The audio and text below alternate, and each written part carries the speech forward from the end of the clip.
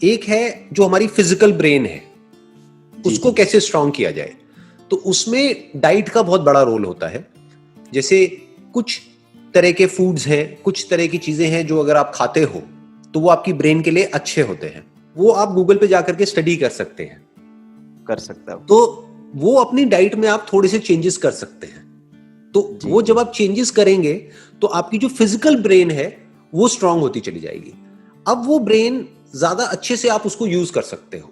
अगर फिजिकली आपकी brain week हुई तो आपके थॉट में भी इतनी पावर नहीं होगी। जी। तो पहला स्टेप क्या है कि अपनी डाइट को ठीक करो, आपको जो न्यूट्रिशन चाहिए आपकी बॉडी को। और ब्रेन ऐसा नहीं है इन आइसोलेशन है, यानी ये नहीं है कि ब्रेन अलग है और बॉडी अलग है।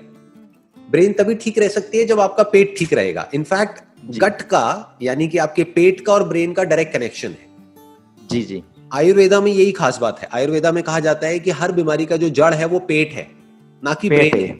क्यों? क्योंकि ब्रेन को जो भी चाहिए, जो भी न्यूट्रिशन चाहिए, जो भी कुछ चाहिए, जो भी केमिकल्स चाहिए सही से ऑपरेट करने के लिए, वो सब प्रोड्यूस कहां होते हैं?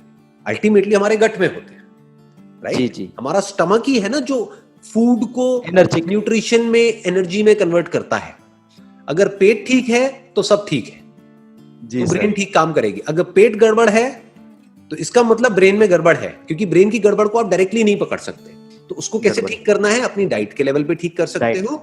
उसके अलावा naturopathy is a very good option. Naturopathy के इंडिया में बहुत सारे सेंटर्स हैं जो बहुत ही कॉस्ट इफेक्टिव तरीके से आपको कुछ थेरेपीज देंगे 3-4 दिन के लिए, 5 दिन के लिए, 7 दिन के लिए। उसमें आप बेटर फील करने लग जाओगे। जी। तो नंबर 1 वो है कि स्टमक की क्लीनिंग प्रॉपर होनी चाहिए ताकि हमारी ब्रेन प्रॉपर काम करे। अब जो दूसरा एस्पेक्ट है वो है कि हमारी थॉट की पावर कैसे स्ट्रांग हो, कि हमारी जो थिंकिंग पावर है वो कैसे स्ट्रांग हो। तो वो स्ट्रांग होती है रेपिटेशन से।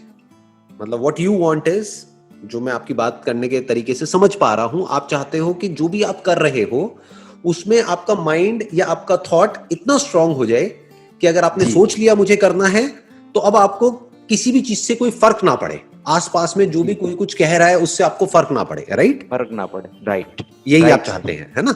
हाँ। तो अब ये कैसे पॉसिबल हो पाएगा? इसका जो तरीका है वो है रेपिटेशन।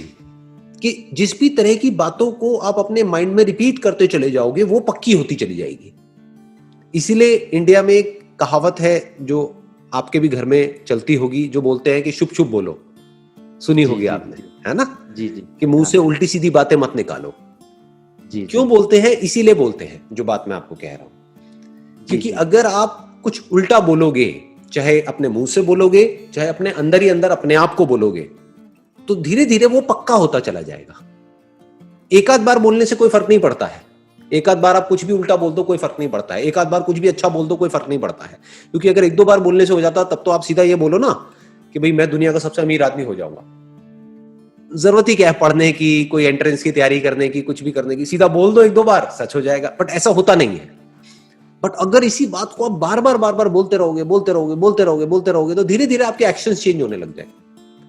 धीरे धीरे आपका ये जो थॉट है ये पक्का होता चला जाएगा जी, और आप उस डायरेक्शन में भागने लग जाओगे।